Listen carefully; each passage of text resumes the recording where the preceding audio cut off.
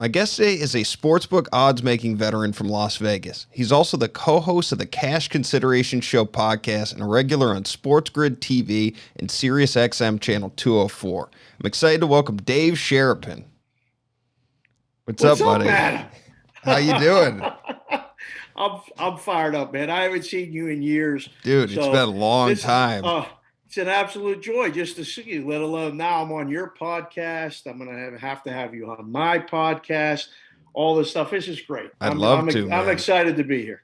Yeah, I was talking to AP, who he's been on once already before, and he sort of told some stories from the book a little bit, and we met through him, but we were reminiscing about, do you remember those jackets I was always wearing coming into the book when I started?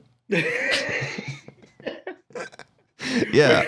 We used to be like, what is he doing? Man. Why is Tiller wearing these jackets? I was professional. I was trying to look the part. When I hired in, I was told that like you need to wear a sport coat every day.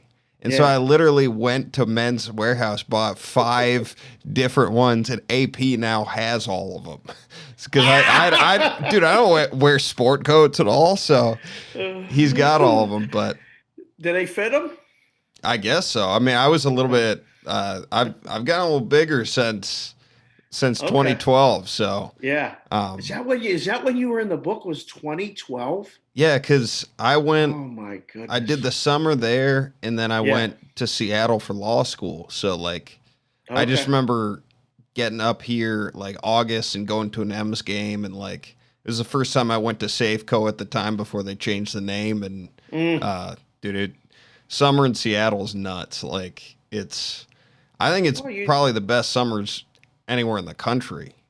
It's pretty good. I mean, Safeco Field is one of the coolest places. I've only been there once, but I did a 3-game set with the roof closed the first game. Oh, yeah. And then the roof open the second 2 games. It was picture perfect weather.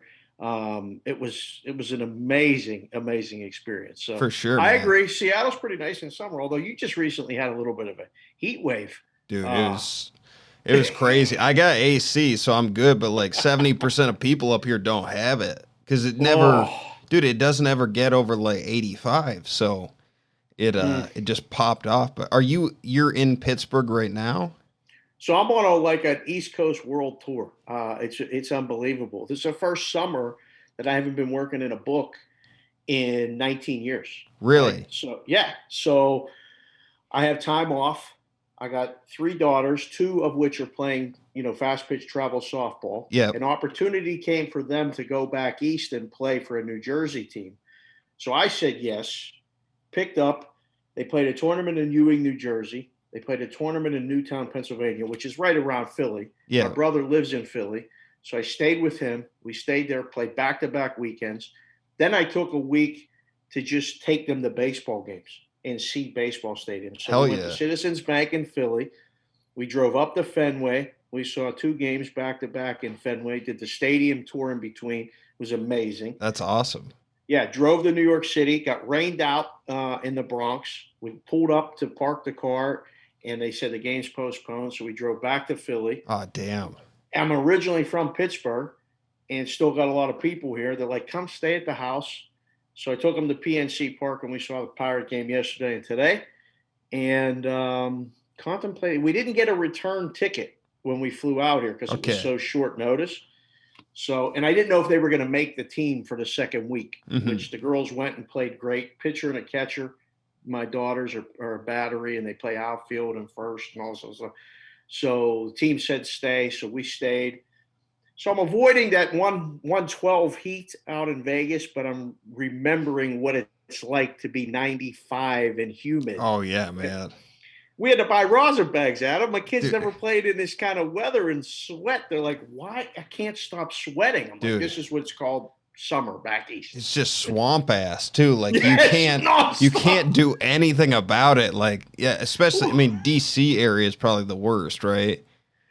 Oh yeah. DC. I mean, it was perfect weather when we were in Philly, but we went up to Fenway and it was 96 degrees when we got out of the car in Boston. Yeah. And we went to Fenway Park and we stayed a block from Fenway.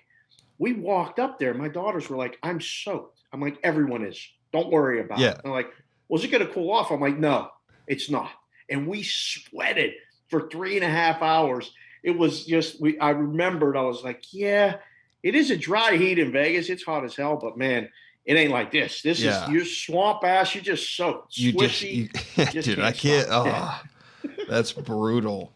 So let's backtrack a little bit. So you and I met working together at the M Sportsbook in Vegas.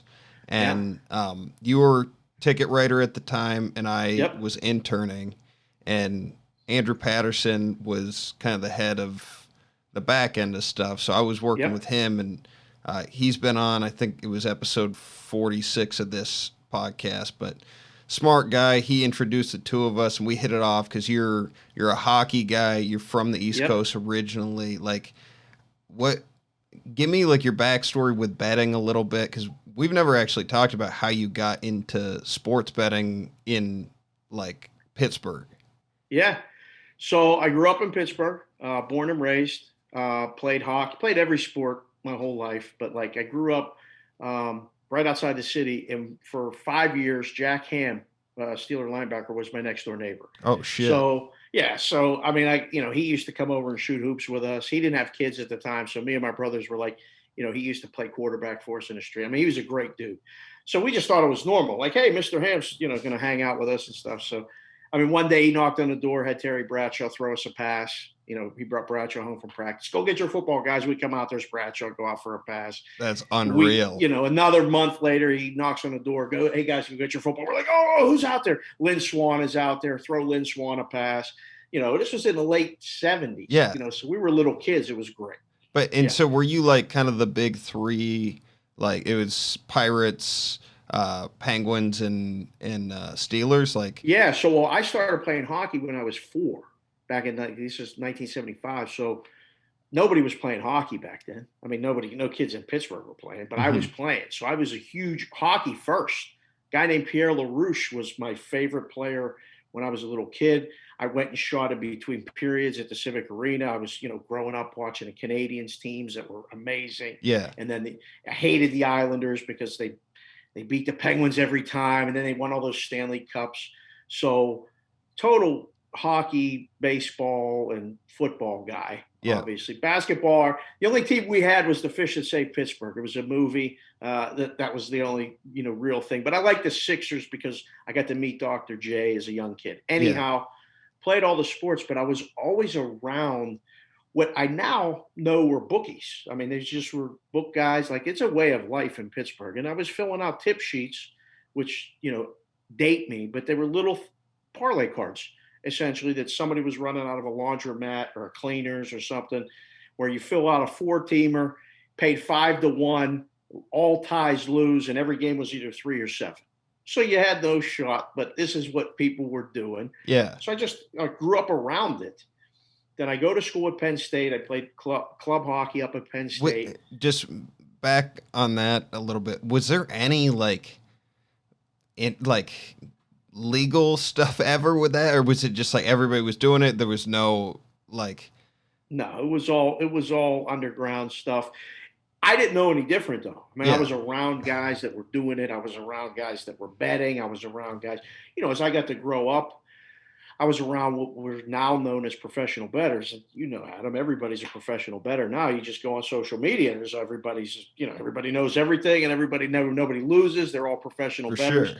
I joke that I don't know where to go to get that license, but there's a lot of professional bettors. I was with people that were really doing it. So I go to school, graduate Penn State, come home back to Pittsburgh, and I'm working 3 jobs. KDK, Pittsburgh, hustling, the broadcast dream, covering games, doing production, selling shoes, women's shoes, and refereeing hockey games, coaching kids, all this stuff. Damn. Hustling. Yeah, just hustling, just doing it all. And a guy who I know talks to another guy, a guy knows a guy, and before you know it, he says, do you want to go offshore? What are you talking about? He's like, we're going to go run a book, go open a book offshore. What year was this? 1996 is when he approached me. Okay. And I was like, what are you talking about? He's like, we're going to open an office. It's going to be an offshore sports book. We can get a license to operate down there. We're going to book games. I'm And like, in 1996, like what existed? I mean, I was 7 years old at the time. So like, yeah. if what drives somebody to go offshore, and like, some of the people listening, they probably don't know really the difference between offshore and what's available. Like, can you explain that a little bit? Yeah. So there was no legal betting. There was no legal, except in Las Vegas. If you wanted to place a sports bet, a legal sports bet, you had to go to Las Vegas, whether it was a future bet on a game, but everyone I knew was answering a phone, writing bets down, meeting a guy on Tuesday, dropping off, picking up, all that stuff. So a lot of guys figured out these offshore places like Antigua, Jamaica, Barbados, Aruba is where the guy said he was going to set up an office with us. Mm-hmm. We're going to go. They give you a license to operate. All you got to do is hire so many local people to answer the phones. There was no internet wagering at that time or none of that shit. You had to call on a phone and talk to an operator and tell them what you wanted. So this is how old I am. But so he says to me, we're going to do this. And I'm the oldest of five. I'm going to tell my mother, I'm the first college graduate. I'm going to go work in an offshore sports book. She's going to kill me. She's not going to let me go. She's going to kill me dead. Yeah. So I'm like, dude, I can't do it. I appreciate the opportunity. I'm not going to go. And I'm working a high school football game in Pittsburgh in November. It's raining sideways. It started out 36 degrees rain. It turned into 30 degrees and snow. I'm with the camera guy. I'm trying to log the highlights, watch the game. I'm getting soaking wet. I'm freezing. I'm like, can I swear on this thing? Yeah. Oh, for sure. I said, fuck it. I'm leaving. I got to go. I was single. I was unattached. I said, fuck it. I need to go somewhere where it's warm. How old were you at the time? 26. Okay. I was 26 in 1996. Pretty young, man. Yeah. So I called the guy, said, I'm coming. He's like, all right, well, we didn't go to Aruba. We went to Curacao. I said, okay. I got to go look at it on a map, but where do I fly to? He said, fly to Atlanta or Miami, and then you fly to Curacao. I'm like, okay. So what was the reasoning for going offshore though? Like what you could get a license, yeah. One. So in that country you were legal. Yeah. And two, you could operate without worrying about getting in trouble. Okay. So, because, there were offices in every city in America. Somebody's working out of the back of a laundromat or in a basement of a barber shop or, on the phone somewhere. They're answering phones, taking bets, but they could get pinched any day. Yeah. You can't book bets. It's illegal. It's bookmaking. It's whatever charges they want to come up with. So guys were going offshore and becoming legit. Mm-hmm. So guy says to me, we're going to go. So I left in January of 97. I show up and a guy picks me up at the airport and we drive to this apartment and he says, all right, I'm going to pick you up and we'll go to the office in the morning. I'm like, perfect. I went to the office the next day. I worked every single day for about almost 20 months. I took 2 weeks total off to fly back to Pennsylvania, go to a wedding at Penn State, see some people, but then I went back and I got a PhD in the business. I mean, I started there, worked 3 months straight without a day off. And I told the guy, like, dude, I didn't sign up for this. I'm going to go home. He's like, well, what do you mean? I said, I didn't realize I was going to work every single day. I keep driving across the street was a place called Mambo Beach. One of the most beautiful beaches I've ever seen in my life. Yeah. It was amazing. I never got my feet in the sand.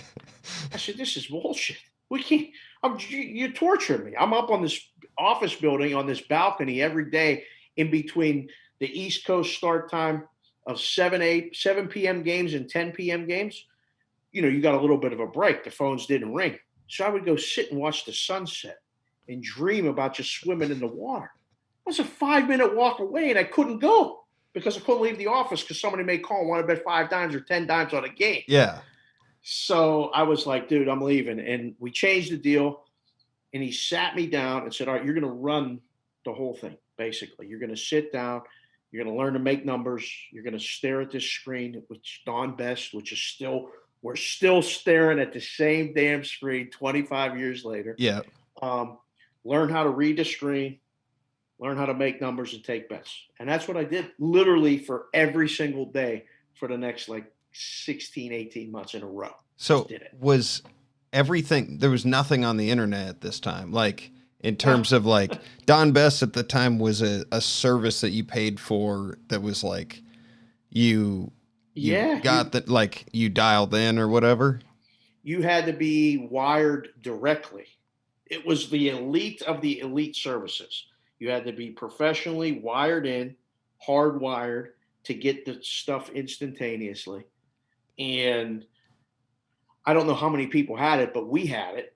You know, we could see everybody's line. But I mean, I learned how to book without it. You didn't need the screen. You use the screen as a guide. Now everybody stares at the screen, and when a book changes a line, they change a line at their book. Like, it's dumb. But how many players did you guys have? Oh, we had thousands. It exploded so fast. We put an ad in Pro Football Weekly. We put an ad in, I believe there was a newspaper called the Sports Forum still back then, that we did. And then I would do radio shows. So I was the guy who we did radio shows. Now you see these ads on every game for FanDuel, DraftKings, sign up, promo bonuses. Well, that was me. I was a 27-year-old kid going, hey, if you send your money to ABC Island Sports today and say you heard us on the I Am Better show in Boston, or like, you know, Joe something show in New York, we'll give you a 50% up to 50% bonus. So if you send us a dime, we'll put a nickel more in your account. But you have to do it today. We blew up. We had thousands of customers. It was incredible. And this is all before the internet. So it's like all before the internet. You kind of had a corner on the market if you were getting your shit out there, and like you guys were on the front end. I mean, it was incredible, dude. We were buying lists. Everybody was buying lists of names, so we were sending out mailers. We had an 800 number, so you could call the sales number and get information. And we had sales guys answer the phone saying, "Yeah, we're secure, we're licensed, we're this, we're that." We developed a website. We had to have a homepage just so people knew who we were. Yeah. The thing that pushed it all over the edge was, think about this. We did 6-point teasers in football, even money. We did 6-point even money teasers, college or pro, NFL, sides or totals. You could do 2 teams, 6-point teasers, even money. 6.5 was -110. 7-point teasers were -120. I can't even begin to tell you the millions of dollars we wrote in football teasers back then. It was sick. But were were you dealing with like professional bettors quite a bit? Oh, we were dealing with everybody. We had everybody playing. Our guy was, I give him credit. I mean, he was a guy, he was as arrogant as could be, but he was very good at what he did. Mm-hmm. And he was like, listen, we're taking everybody's bets. One, we're never turning anybody out or throwing anybody out. If somebody wins, we figure out why, we get better, or we get on their side. It was that simple. And 2, we give everybody the same limit. So if we offer 10 dimes a game, everybody can bet 10 dimes a game. We didn't have like one guy could bet 10 because he's a square, and another guy could bet a nickel because he was a sharp. Everybody got the same limit. We moved the numbers. And you had to call on the phone. So there was no betting bots. There was no, the biggest like scams we had was when they did sign-up bonuses. You came and signed up for an account, and then we got a referral bonus. So you signed your friend up, you got a referral bonus. So not only did Adam Tiller sign up for an account, but then, Brian Tiller signed up for an account, and my cousin Billy, Smith, who's related to he signed up for, Adam told me, and all of a sudden you got a dime in your account from referral bonuses. Yeah. And the whole city of Seattle just signed up. It's all the same guy. Yeah. And I was like, all right, listen, let's stop that bullshit. So we had to quit the referral bonus. We called them bonus whores. And it still exists today. It's crazy what's going on, like especially back east in the books. They figured out how to make money off the bonuses, which is fine. But you had to limit that. But otherwise, man, we took bets, man. I mean, we were taking, if a guy called wanted 50,000 on a game, and it was a Tuesday night in February, and he wanted to bet the Bulls, we figured out a way to take the bet. We might have to take 25 at -8, and they'd say, hey, man, we're going to move it to -9. We'll give you the other 25. You got to lay 9 though. All right, yes, or sometimes no. But we always tried to accommodate over limit bets, but we never, one time in my life, never once cut someone because they were winning. It's the dumbest thing I ever heard. How were you guys like, did you track how much business you were doing, like what you were holding? Dude, I didn't even hear about hold percentage until I moved to Vegas. That hold percentage is some bullshit. I mean, it's a measurable statistic. Well, how much did you win? It was the question every day. We printed a report, win or lose. How much? Good, go. And just keep, we had it to the point we had so much business, and this is the truth about sports books. You can lose a day, you can lose a week. Very hard to lose a month. You definitely can't lose a year. Yeah. It's just the juice is too much to overcome. Yeah. And if you're paying any attention, you move the numbers, you get enough bets where you're making money. You can't lose. And I mean, we were a little office at the time. I think the most operators we had was like 50. So I mean, our phones were ringing. We were taking, like I said, millions of dollars in bets and stuff. But I mean, we never ever really worried about hold percentage. Were We you just guys needed to know how much we made. were you nervous about like kind of, I mean, you were licensed, but like you're in a pretty gray area. Oh, Like it was as gray as could be, and dude. It was scary. what It was very scary. How did you deal with that? I mean, Well, for the longest time, I was like, I was one to always question it. And like people that I know were flying back to the United States getting arrested. Like there were feds waiting for people at airports and all this other stuff. So like I did a little stint down in the Dominican Republic. I worked in an office down there. They flew me down. I didn't leave the office for 2 weeks because I was afraid I was going to die. They had a room to sleep in the back. I mean, I was like, where am I at? yeah. I mean, I had a driver, all this stuff. And, Well, I mean, that guy from Five Dimes, like yeah, he disappeared. So for anybody that doesn't know, like, I mean, you're in Costa Rica. I was in Curacao. Okay. I didn't. Curacao. Yeah. So Curacao is a Dutch-owned island. So there's a Okay. lot of people. It's a wide-ranging type, island. So there's people that black, white, Dutch, Spanish. Like there's all kinds of people. But like when I went to Dominican, I was the minority, really, like super minority. I was the minority in Curacao too, but I was scared in Santo Domingo. I was in Santo Domingo, hardcore. I was nervous wreck. Well, because what happened to this guy and David Hill, he's a writer. He does the Gamblers podcast. I don't know if you've ever heard of it. This dude is strong. Like everything he writes, I'm a huge fan of. Put out this podcaster. He's great. And he had a story about a guy that worked for Five Dimes, a website, who basically got kidnapped. People probably knew that he had money, was down in like, a country that, police can be bought. And I mean, getting from point A to point B is not simple.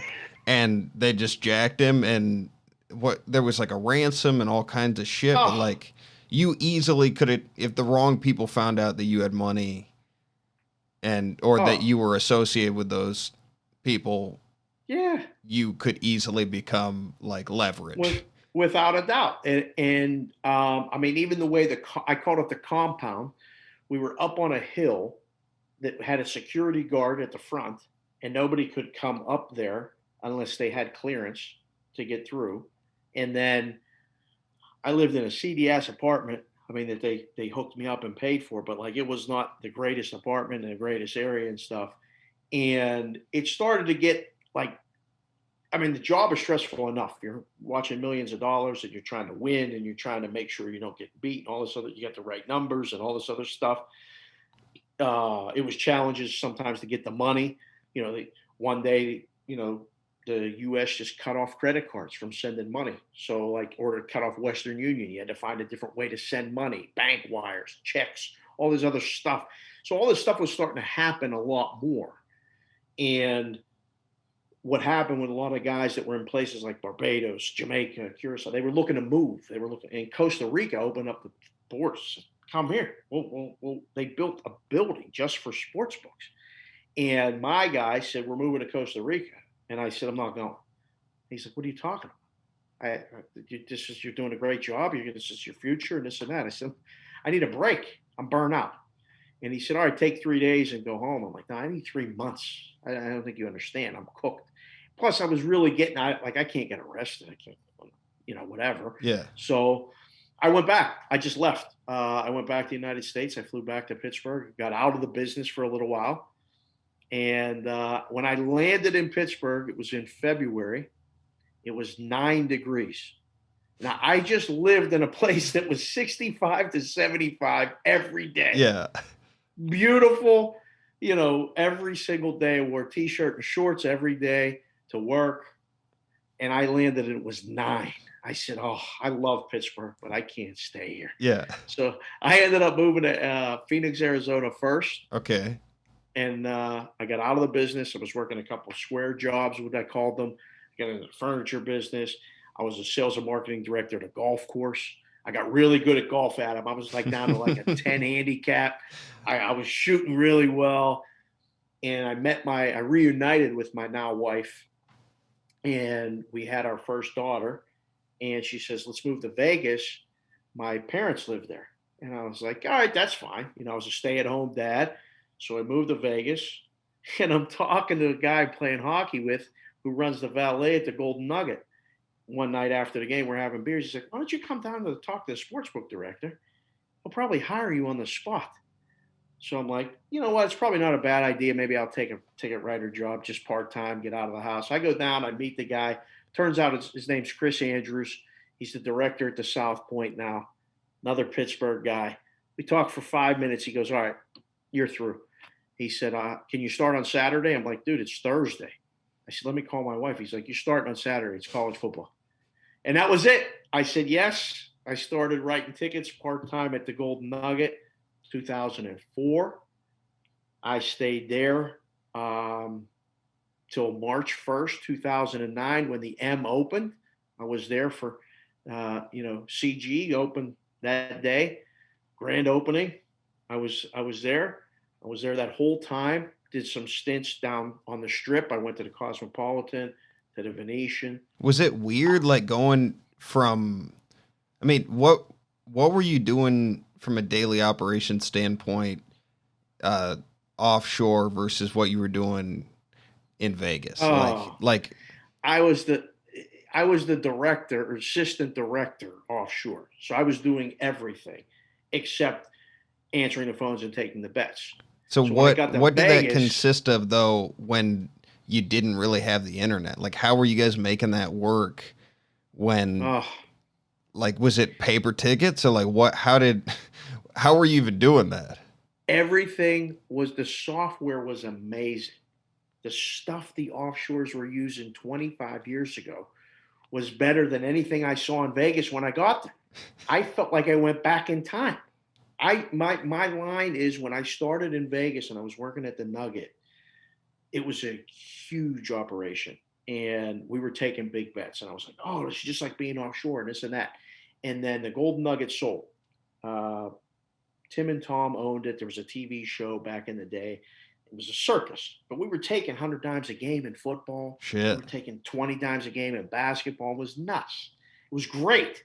But then they sold it to the Fertittas and the Golden Nugget. They fired everybody and we started over. And I felt like we went back to 1972. We stopped taking bets. We just kind of backed off everything. Became an amenity, which is the way Vegas approached the sportsbook for a lot of years. Yeah. And operations-wise, it was like I started in the batter's box at Yankee Stadium, and I went back to Double-A. I literally felt like I was in like Memphis or some city, Reading, PA, on Double-A taking bets in Vegas, because it was just Vegas, and it was just the customers in the book. Nobody had an app. Nobody had a phone. Everything was at the counter with cash. Yeah. That was it. So went backwards. And then when I went out to the M, the floodgates opened up. Yeah. And you came in when the M was doing at the time really innovative stuff. Like, Oh, dude, I mean, there was a lot of things that were screwed up in general, but like when CG came in, Lee just said, "I'm doing it this way," and he had that Wall Street approach, and we're gonna get an app. People are gonna be able to bet in game. well, yeah, you People are guys gonna be had able a to bet at their tablet, seats. a Tablets. tablet We that people started could that. bet at. And I mean, Yeah. this was what, 2009? Like I went in 2009, and everything happened the following year. 2010, he said, "The hell, we're doing everything. We're I mean, the changing. We're gonna iPad didn't make people even come trade." out till like what, 2008 or It, something? it was groundbreaking. Like you're going to use an iPad. Like we had to sign them out. We had to, people, could only we only had a few of them, and they were like gold. Yeah. You had to be careful who you gave them to. We set up touch screens at every terminal in the book to actually log in and bet. Yeah. Which people were like, "What are you people doing?" Because Vegas got stagnant for years. Nobody wanted to do anything or had to do anything because it was the only place you could bet. Yeah. So he came in and changed the game. I mean, changed everything with all of his ideas. And believe me, it wasn't seen as receptive at the time. It was like, what are they doing out at that end? Like people would come in all the time going, they'd come to the counter like, "How do you do this? Why are you doing that? What do you mean you're signing up accounts? What is an account? How do you bet it on an And account?" what was the main line of thinking? Just that you drive more, like the more activity that you drive, as long as you're profiling players well, like you're fine to take. I mean, you just want to drive as much action as possible and take percentages off. That's it. It was a volume. It's a volume business. It's been a volume business for 100 years, right? The more volume you have, ideally, the less risk you have. You may lower your win percentage. You may lower your hold percentage, but you would rather win 2% of 100 million than win 6% of a million. Yeah. You know what I mean? You got to do more numbers, and you minimize the risk that way. You get bets on both sides. You do all kinds of stuff. Your positions get better where you minimize the loss, you maximize the win, all that stuff. So, yeah, I mean, at one point, dude, he was talking about having a no vig, like just bet, just let people bet. Yeah. Let's do laying 102 like they do for the Super Bowl coin toss every year. Yeah. Let's do 102 days. We're like, dude, you don't have to do 102. I mean, you can't make any money. What are you doing? So, yeah, he was groundbreaking in that respect, just trailblazing. Said the hell with it. I'm going to do it this way, and it ramped up everybody's game. I mean, Vegas had to when the M started doing it, we expanded into the Trop and to the Hard Rock and a couple other locations. Other books were like, "Look, we got to get an app."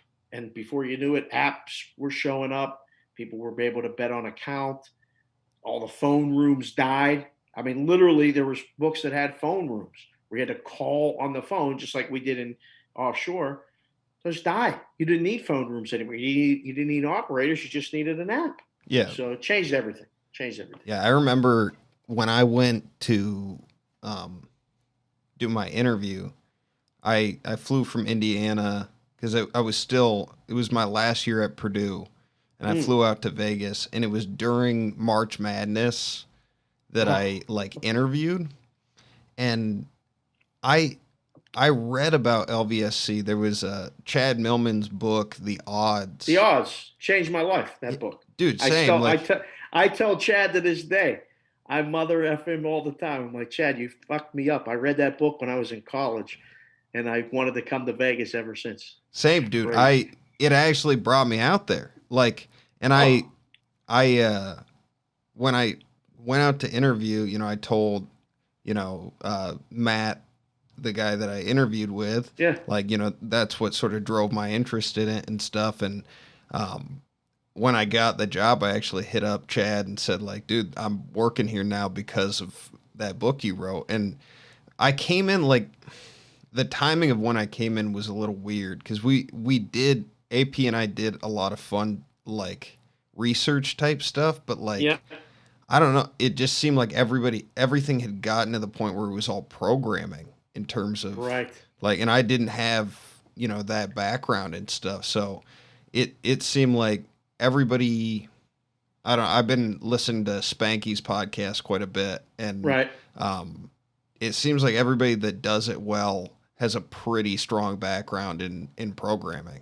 Like, Oh, without a doubt. I mean, those guys are. It's strictly numbers then, right? It's not. There's that they've removed almost the betting aspect of it, and even sports. They can do that with anything. The programming for aspect of it, sure. and it's fascinating. I mean, and I mean, he was there. We had everybody betting with us at the time. I mean, there Who was. was the best bettor that you took action from? Like, in your opinion, like, I know sports specific, there's probably different guys for each sport, but like, Oh yeah. who would you have to say was the best? Well, I mean, the guy that changed Vegas was Billy Walters. There's no question. I mean, he was just better at it than everybody else, and he moved the games. I mean, and he moved the games the opposite way, so he could really bet the games for what he wanted to on the side that he wanted to. Yeah, I never saw anyone able to um, manipulate the market or use the market for what he wanted it for. And I mean, he had guys working for him. They didn't know what the right side was. They didn't know. They were told to, the order went out and they got, game number 504, get it for as much as you can. Everybody bet it.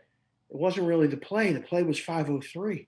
But they didn't know they were doing what they were supposed to do. And then he would lay 4 in a game. It got to 6. He really wanted to take 6. So they came back times 100 on that side when they really, and he laid times 10 on one side. So he was by far the one that really, because up to that point, all of my experience was with, account numbers and passwords. So I had a guy like 12530 auto. I had another guy 52 double R. I mean, these were all guys that I had heard and taken their bets, and they were tremendous. Saw some guys that just were so sharp at certain sports. When one guy would bet at college basketball first half, I would move it 2 points minimum, hope I didn't get hit again. And if I did, I'd move it another 2 points. And so I'd be 4 points off on a college basketball first half and let them bet it until I needed that first guy's side times 2. So if he bet it for 2 times, I took a second hit, -3, -5. Now I'm at +7. I'd let him bet +7 until I needed it for 5 times, because he was that good. So there were guys like that all the time. I'll tell you what, though, like the more I did it, and you saw it that summer, like nobody knows shit. Like there's so many guys that are just like they're talking about it. They're not betting because a lot of the pros lay 4, take 6 in a game. yeah, They got both sides, and now with in game, these guys are geniuses. oh yeah, They're building programs. They're having positions. Their positions are win a little or win a boatload. yeah. Like they just have it set so well. It's all automated stuff. It's amazing. Yeah, and it's just like their biggest enemy is just limits. Correct. Like they don't Limits and outs. Limits and outs. They can't get as many outs now as they used to because they get profiled so quickly. One of the best things for books was to get apps and have more volume. One of the worst things for players in that respect was they get profiled so fast. Yeah. they get limited so fast. I mean, you could come on, beat the closing line 3 straight games, and bet a nickel a game and get put in a bucket where you're allowed to bet $20 a game. That's it. Because the program prints a report that says this guy beat the closing line and he won. He's a sharp. He's limited to $20 a game. Fuck him. And it's terrible. I haven't heard like Spanky was talking. I just listened to this like last week, so that's why I keep bringing it up. But he was talking about like the tools he uses, and anybody listening, Spanky is a professional bettor, pretty well respected to my knowledge. Oh, yeah. I'm not as in the industry as you are, but like he was talking about when he goes to place a bet on a website, you got to put your password in at the end to like, check the wager. And they had it built in to where like if that password screen came up and he was trying to queue up a couple different sites at the same time, they would know that he was queuing and they would start moving the numbers in real time. Like, and it just, I mean, fractions of a second a lot of the time, you know? And it's it's incredible crazy. now. The speed of everything is so important. Oh, It's yeah. not even so much that's what the players have to overcome now is the speed. I mean, I've only worked at a book with manual changing lines, manual inputting lines, but I've seen this automated software. It's unbelievable. But it still requires a human being to really understand it. And a lot of these books now are letting the machine run it. Yeah. And that's the bullshit of it because it's making snap judgments on people like a guy like Spanky's betting a game. You got to take the bet. You can't not take the bet. If he's trying to lay 5, you got to let him lay 5. Now, you don't want 8 other guys to lay 5. Whoever gets to that number first gets it. You move it from 5 to 5.5 or 5 to 6, whatever. Then you take more bets, and that's how you're supposed to book games. Now, with the automation, doesn't allow you to do that. And the easy thing is to put up the stop sign and say, fuck you, you can't bet anything. And that's the bad part for the business. Oh, yeah. Because it's now become a game of cat and mouse and how fast you can get your outs and your plays in. And you can't bet it enough at one place. So you got to bet it at 10 places. But the place has got his password keyed into the thing where they're going to move the line. So he's going to lay 5 in a game and 6 other books are 5. But they know that Spanky bet it. So when he goes to bet it, it's going to be 6. And now it's impossible. It's so hard. I don't feel bad for professional bettors, but I've always, since day one, understood the struggle. It's a respect thing. Yeah. And now we're losing that, where some of the best guys I know are professional bettors. As a book, I need them because when I need an overloaded position, I know they're there to take the other side. Yeah. Plus, they give me the information to be on the right side a lot of times. Why wouldn't I want to take their action? These books are backwards, dude. I don't get it. It's I've had this conversation with a couple people where it gets to be in this gray area where it feels like you're playing with, this is a game, like, a sports wager is supposed to be a game of chance. And a game of chance, like, that has built-in skill to it, should be a game that you can win at. Like, you can beat if you're skilled enough. Of course. When you start manipulating those situations where, like, the stop sign criteria, like you're talking about, you're basically just building it in that, like, no one can ever beat this long term. And that's where it's like, why?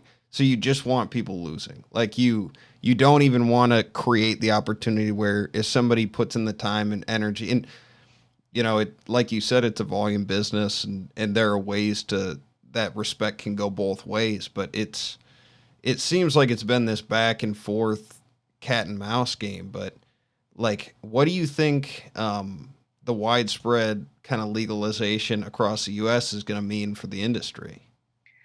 Man, I don't know. Like, I thought initially, like in Vegas, we were all like, oh, this is going to be incredible. All kind of opportunities are going to come up.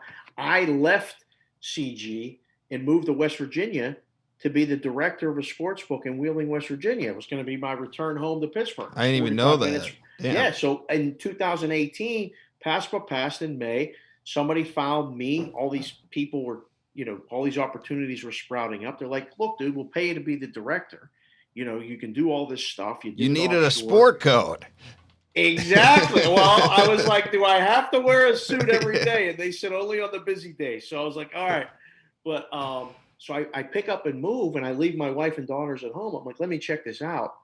And I got there, and I was like, nobody knows what they're doing. Like, nobody knows what they're doing. None of the software worked. I'm in Wheeling, West Virginia. I was reminded why I never went to Wheeling when I lived in Pittsburgh. I'm like, I don't know if I'm going to make it. 7 weeks. I lasted 7 weeks. And I was like, I called CG. I'm like, listen, I'll come back. And they're like, all right, but you have to come in the risk room now. You can't stay out front. You can't stay at a book. You have to come in, do the numbers, all this other stuff. So that's what I did the last almost 3 years of my working career in a book. I just went to the risk room and I was like, all right, I'm back in it again. So I felt like I was back in Curacao, fighting the fight every day. But now we had, legit customers. We had high limits. We were taking bets, and I got the in-game assignment. Nobody wanted to touch the in-game. Oh shit! And I was like, what? They're like, yeah, you got to do the in-game. And I was like, all right, well, how many people do I got? And they're like, no one else wants to do it. You got to do it all. I'm like, every game? So I had to learn the system. I had to learn the software, and I had to learn the automated part of it so I could offer 8 games and learn how to manage them all at the same time. I did every NFL Sunday the last year. I did all the games myself. I was in a risk room with 6 other guys. No one even turned it on their monitors. Damn. And I'm taking bets. We took dime sides, nickel totals, but every game you could bet it. I had a 2-second delay on during the game, and during commercials I turned it off. I was like, there's no delay. It's not fair for the bettor. It's not fair for me. How can I leave a 9-second delay? Some of these books have it on 15 fucking seconds on a delay who you go to make an in-game bet. That's not betting. You're fucking everybody. Yeah. I mean, it was terrible. So we took the volume from nothing because we had a guy doing it before. After you guys all left, AP left, everybody left. It was an afterthought. Well, I was like, look, we'll do business. And I went from doing nothing to doing millions of dollars in volume and still winning. I'm like, Dave, how are you doing this? I'm like, I'm paying attention. That's what I'm doing. I'm paying attention, letting people bet. So, yeah, dude, the industry, I thought it was going to explode. I thought, oh, this is going to be great. And instead, I think it's going backwards. I think you're limiting opportunities for people to bet. You're putting basically a stop sign up to anyone that could win. You're telling them, we don't want your business. We go somewhere else. The inundated of advertising. I mean, they're not even disguising it, dude. This is like the fantasy did when they got the green light. It's on every commercial of every game. Yeah. I was in Philadelphia. I watched a 30-minute pregame show for a Phillies game. Every 7 minutes was a different sportsbook commercial. Really? And then they every 7 minutes there was a DraftKings, a FanDuel, a Bet Rivers, and a Sugar House or something, or a BetMGM. In 30 minutes, there were 5 different commercials for 5 different sports books promoting same game parlays, all the bullshit. Dude, I'm in Washington, so they just got the are they going to do it? The bill got the tribal acceptance. So then they got to go through whatever the next thing, and I had heard that it was going to be a while, but I haven't seen any of the how it impacts the day-to-day TV advertising and shit. That's wild. It's inundated. I drove from Philadelphia to Pittsburgh.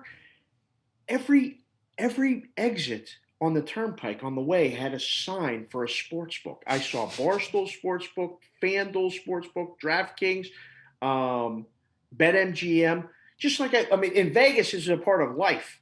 But in the middle of Podunk, Pennsylvania, there's signs for a $500 bonus if you sign up for an app on the BetMGM Sportsbook or on the FanDuel. It's like Sportsbook. weed. It's just like that. Yeah. But they're fucking it up because they're not letting people play.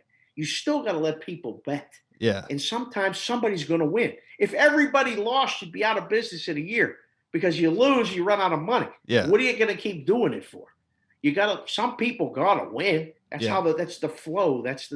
And so for the industry, I'm to be perfectly honest, I'm a little bit discouraged. I mean, it's kind of why I got out of the book business and got into the media stuff because I love the business.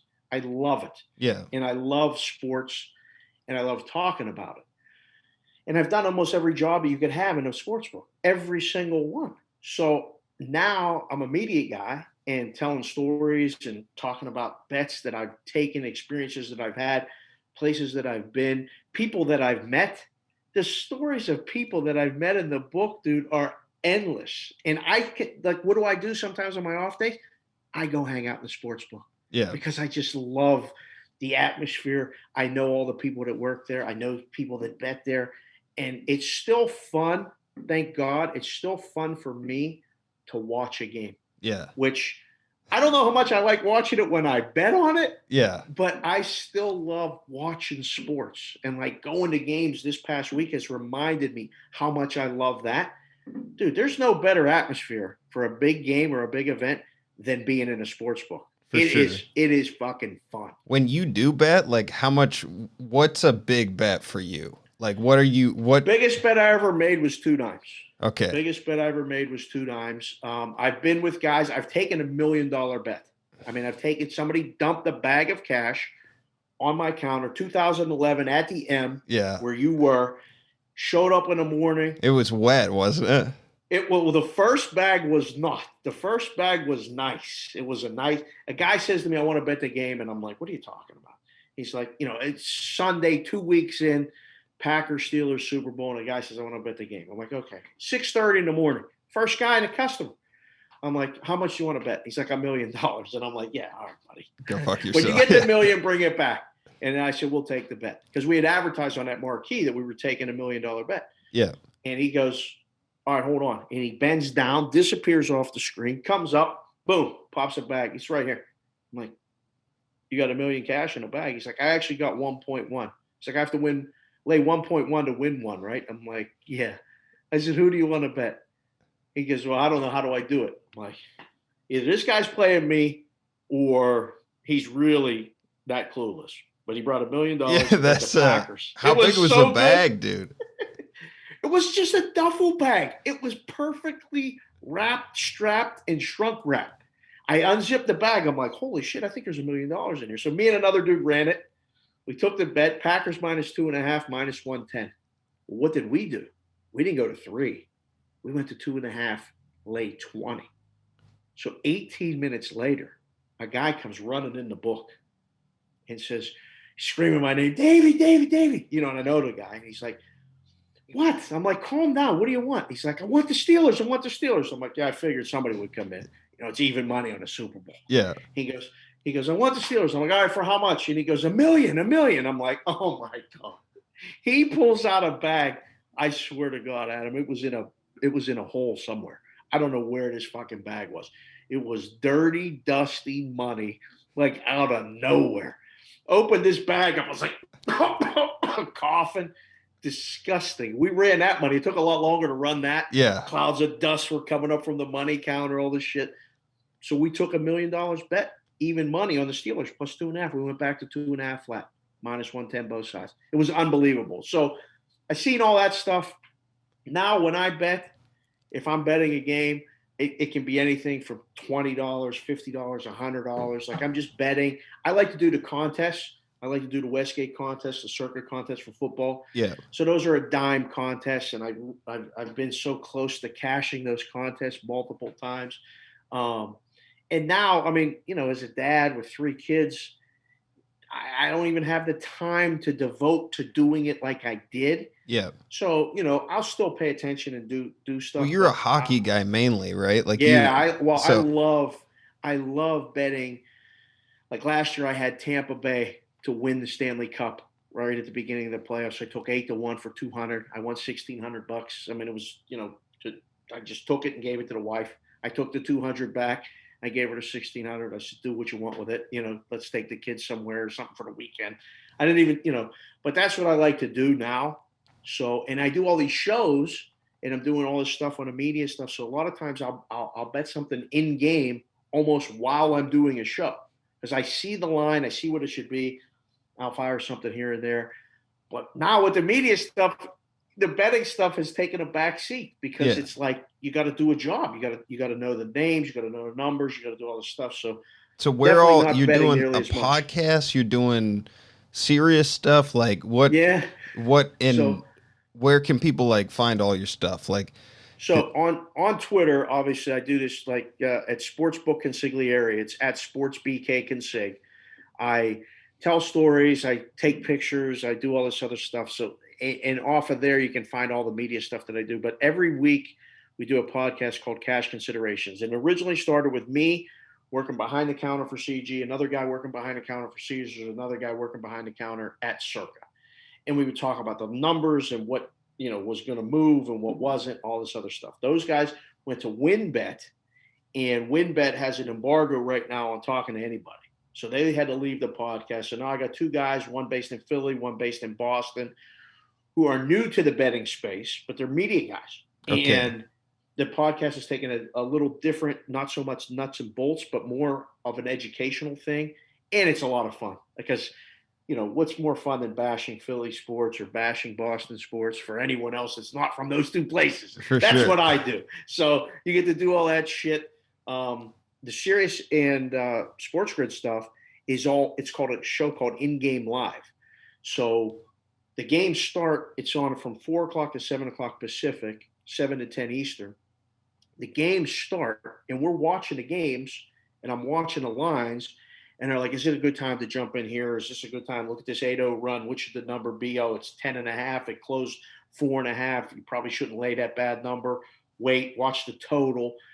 It feels like I'm sitting in a sports book again, and I'm talking to the boys. Yeah. And it is so much fucking fun for me. And it's everything that we were doing. Like, we would watch a hockey game together, or whatever, talk about that summer, the Stanley Cup and all that stuff. And it was fun. And that's what's been rejuvenated for me, since all the stuff happened, 9 months ago. I had a stroke, and it was just everything changed for me. And it's been nothing but positive since. So between that, I do a lot of hits during the week on different stations in the country. I do a show called Pushing the Odds every week. I do another one called Game Within the Game. I've done the Chicken Dinner podcast. These are all gambling podcasts that are spouting up all over. Yeah. That are fun for me. But now they're like, yeah, that's Dave, not Vegas Dave. I almost said it. Fuck that Vegas Dave. I'm not that Vegas Dave. I'm not him. But I'm a guy named Dave that's from Vegas that has all of the experience and the knowledge, and I can't wait to share it with anybody. So that's where you find it all. For sure, man. I definitely want to, we're doing a story time section here, so I definitely want to hear the stroke story. But I met a decent amount of people in Vegas, and AP was one of the few really quality people that I met down there, and you were as well. And dude, there's a lot of riffraff in Vegas, and when you come across a couple good dudes, it makes a big difference. So, it's I've seen a lot. And riffraff is a kind way to say it.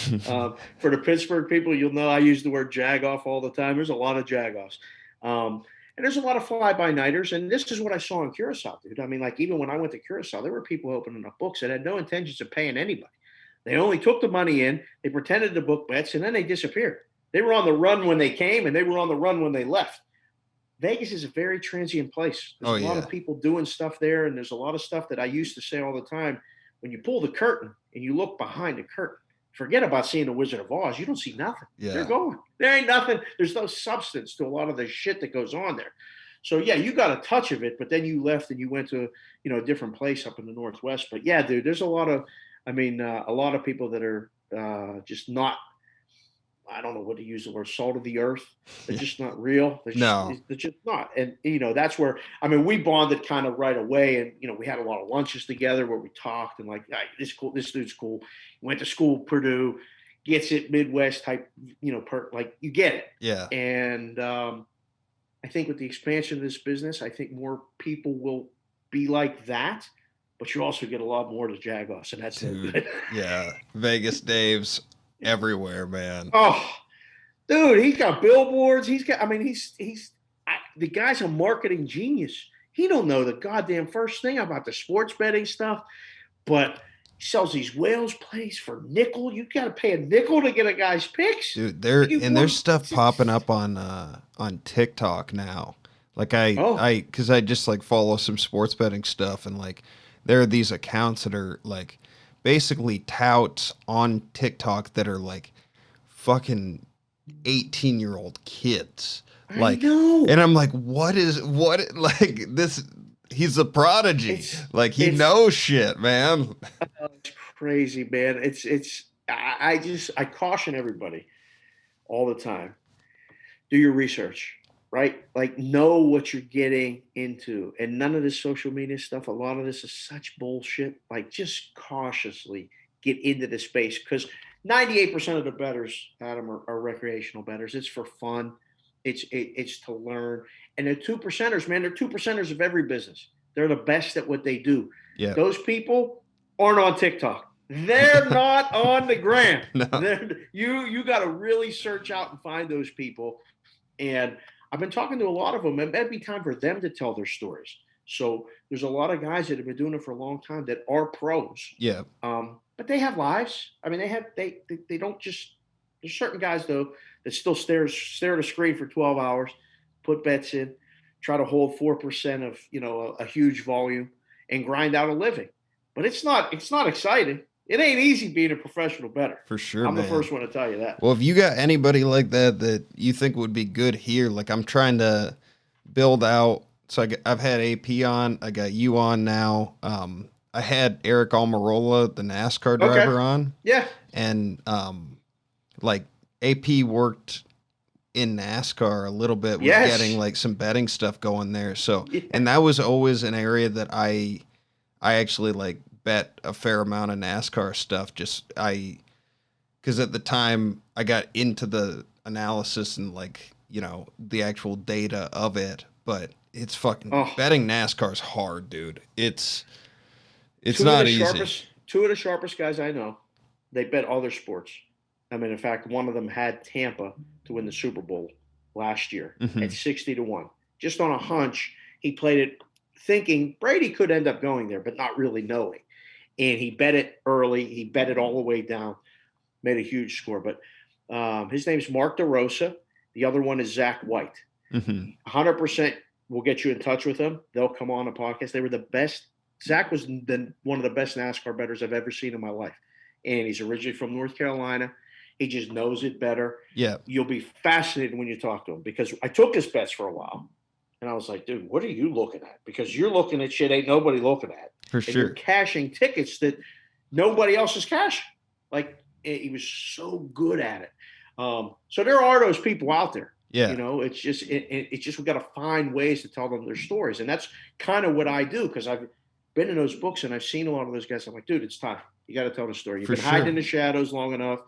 I understand you're still betting, but it's time now to share it. Whether you make anybody better or not, I mean, the edges are disappearing. You used to have real edges, and now all that information is right there. For sure. It's right there for a lot of the same people. It's just how you interpret it makes you better. I mean, these guys are brilliant too. Like, it's to me, like, these guys deserve the respect and like the fucking people understanding how much work goes into this lifestyle. Like, what was that movie with it had Dink in it, and you know what I'm talking about? It was, I think they released it on YouTube and Amazon. Dink, the hockey bettor. Dink. It had Alan Boston in it. Yeah. I mean, I know all those guys. Like, I mean, if you want, I mean, we can have Dink on the show. You get Dink on to talk. I mean, now these guys are getting to the point now where, like, I'm out of the book. It's sometimes like being in the book or being in the daily fight, you can't tell your stories. Why would you share it? Because you lose your edge. But now, like, a lot of the old timers, even like myself, I mean, like, I don't give a shit. I want to tell the stories because, one, no one else has them. But two, a lot of that edge is gone. Like, you got to do even more work now. So a lot of the old timers like, fuck it, I'm out. I can't. It's a kid's game now. So where is the edge now? That's the question, dude. Like, I don't know if it's in the work or it's in the process has to change constantly. You used to be able to build a model and it was just better. You put stuff into it that no one else had. Well, now all that stuff is there. Like, there's a way to get everything. You scrape this from here, you get this from there. I hear all these terms. I sit with these guys that are geniuses, and I'm like, you can't even tie your fucking shoes, but you can build a model that's going to give me a line that's better on college basketball first halves than anything I could come up with. Yeah. Anything. And I'm just like, they can't explain it though. That's the beauty of, like, appreciating. I don't call them savants, but they're just really fucking smart guys. And but socially, the great part about it is socially awkward as fuck. Yeah. Well, they just don't fit into society. Like, I do comedy, and I kind of think there's similarities between, like, great comedians and these, like, extreme sports bettors where, like, they understand this and they spend all their time worried over here. But like when it comes to like they don't know how to order dinner or something, you know, like it just doesn't. It's bizarre. It's so true, but that's actually it's a very good analogy, and you wonder sometimes, like, is it going away? Like, I question it all the time. Is that edge really going away? And I think the more and more and more open that it is, the more and more people are getting involved. The Europeans have a different way of booking games than the Americans do. You're taking all this stuff and throwing it together, and the edge is disappearing. I really, really believe that. Now, I may have guys, push back a little and say, well, no, sometimes the edge is better. You just can't bet it because you're limited. Okay, maybe that's true. I'm open to anything. I'm open to learning. I think you have to be open to learn. I think maybe you have to be open to programming. You might have to do it. And, this is why, I joke with, I got guys that are geniuses that are building companies and trying to build up, predictive analysis models and all this shit. I'm like, dude, I've taken bets for 25 years. I can't even work for you. I don't even know what the hell you're talking about, So I don't know. There's definitely a middle ground. I just think the line's moving all the time. Yeah, it's interesting, but my gut tells me that like this cat and mouse game will continue going, and like it almost feels like it pushes one way and then it comes back another way, and like once it gets to a certain threshold, then the players end up knocking something loose and they figure out a new way to get an advantage. And I don't know. I think one thing that has been proven is anytime a book starts offering new stuff, new anything, whether new in-game, new betting opportunities, which betting will evolve no matter what, like it has evolved historically. And with every evolution, there's opportunity for players. So like, as you said, with in-game, these guys are learning how to take positions all throughout a game, and limiting their risk and, potentially making the most possible. But with those evolutions, something will happen. And I don't know if that'll be based on legalization or something that I don't know if we can say, but it does seem like there can only be so long with these players like getting screwed over again and again and again. And then eventually, well, it has to change. It can't continue like that. Like the newest thing that is being talked about, and I know the guys, they're based in Philadelphia. I believe it's called Sport Trade. They're doing an exchange, a betting exchange. They're going to match people, and it's probably a long overdue thing. The problem with that is liquidity.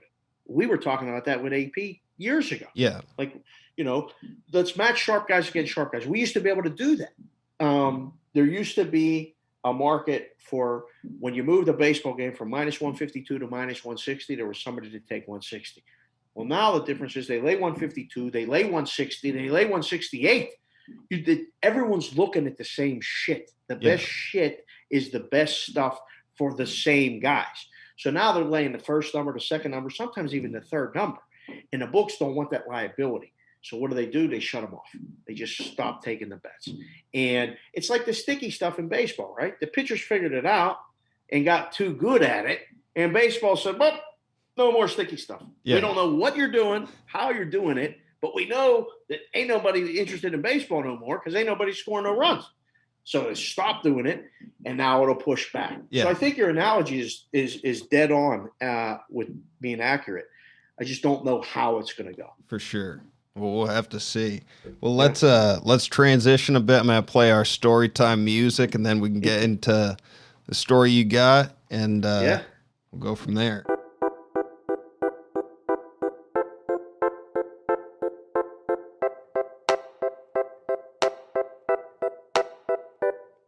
It's story time. It's story time with Adam. Yeah, it's story time. It's story time with Adam and friends.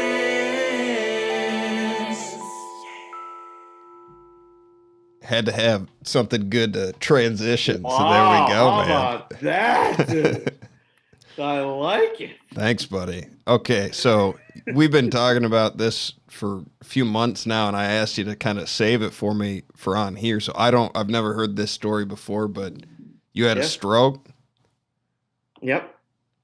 So September 1st. So let's go back. 2020 is a hard year for everybody, right? Basketball tournament. They start that Big East tournament. They stop it. COVID shut sports down. They walked into the risk room at CG and said, "You're all laid off. Everybody's done." We're like, "What are you talking about?" "Yeah, they're done with sports, so we're done with you. You're out. Everybody go file for unemployment next week." I called my wife. I said, "I just got laid off." She's like, "What are you talking about?" I said, "They shut everything down." "I don't know." "What are you going to do?" I said, "I have no idea." So I come home. Took me 7 weeks to file for unemployment, calling on the phone 300, 400 times a day in Nevada. Was a total disaster, causing me to never sleep. My kids, 2 days later, school was shut down. That's it. You're shut down. So I have a junior, a freshman, and a kindergartner. 3 girls. You got to homeschool. Homeschool? What? What are you talking about? So I'm trying to teach kindergarten to the kindergartner, trying to make sure the other 2 are doing their stuff. My wife leaves for work every day, and I'm like, "Oh my God, what am I going to do?" So I'm stressing. I'm dying. I'm like, "Oh my God, what are we doing? What are we doing?" And the sports coming back, and they not talking about, transitioning to, selling cars. Who knows? I'm going to do something. I don't know. And I'm stressing, just worrying, trying to figure out life. And this is not just me. This is unique to everybody. I mean, this is 2020 fucked everybody up. Yeah. So they call me back to work June 1st. We're going to book soccer games. UFC says they're going to start fighting. We're going to do all this stuff. I was lucky. I was one of the lucky ones. I got called back to work. I worked June, July, and August. September 1st, William Hill bought CG. We transitioned all the accounts, all the information over to William Hill September 1st. That was the last day I worked in a book. I interviewed all over town. I was going to work at a couple different places, and I'm doing the media the whole last 2 years for CG. I'm doing all the shows as a representative of CG. So I made a lot of contacts. I'm going to go to VEASAN, do shows, all this stuff in Vegas. I go to VEASAN September 10th to do a show. It's a Thursday. I get there. My daughters text me, "We need you to come pick us up. We got practice." They play softball, and I coached them, and I was like, "All right, I'll take you." I said, "Guys, I got to go. I'm sorry. I'll come back do the show either tomorrow or next week." They're like, "Perfect." It was a football preview. Perfect. One guy in the book, working in the book, says, "Dave, what are you going to do? Everybody wants to know in town. I heard you talking to a bunch of people. What are you going to do?" I'm like, "I'm going to let God tell me what to do." And I said it real flippantly, but I said it. And he's like, "Oh, all right. Well, let me know because we'll hire you here." I'm like, "Cool." Go home September 10th, finish out the day, hang up with a guy at 1 o'clock in the morning talking about the next day's games. September 11th, Friday, I wake up, say goodbye to my wife. I'm on the couch, 7:15. I fell asleep on the couch. I woke up. She leaves for work, says, "I'm leaving." I go to say, "Have a good day." And I put my hand up and I can't talk. Nothing comes out. I'm like, and she waved, grabbed the keys and left. And I was like, why couldn't I say anything? That was really weird. Now, my 6-year-old at the time is at the table eating a bowl of Fruit Loops, getting ready for school. And I'm like, well, fuck, that was weird. What was that? I just couldn't talk. So I'm on the couch. I go to roll over and plug my phone in because it fell off the charger. I cannot get the phone in the charger. Cannot figure out why. I can see it, and I can't get my fucking phone in the charger. And I'm like, man, something's wrong. I don't know what's up, but something's not right. So I struggle a little, get to my feet, and I don't want to alarm my 6-year-old. So I take 10 steps and walk to my front porch, and I open the door. Probably a bad move looking back, but I didn't know what to do. And I try to dial my wife on the phone. It's a one button. She's on the favorites. I just usually touch it. I can't fucking get it to dial. I'm like staring at the phone. I'm swiping screens. I'm like, why can't I call her? What's wrong with me right now? So I end up hitting 100 different buttons, and somehow I called her. She answered the phone. She's gone 12 minutes. She's like, what do you want? I just left. And I'm like, I can't talk. Fuck. She's like, what's wrong with you? She kept saying, and I don't know what I said exactly, but she knew. She hung up the phone. She called my oldest daughter, who's now 17. And were you standing and stuff, or like? I was standing, was walking around, and I was very aware of what was going on, but I knew something was wrong. I just didn't know what.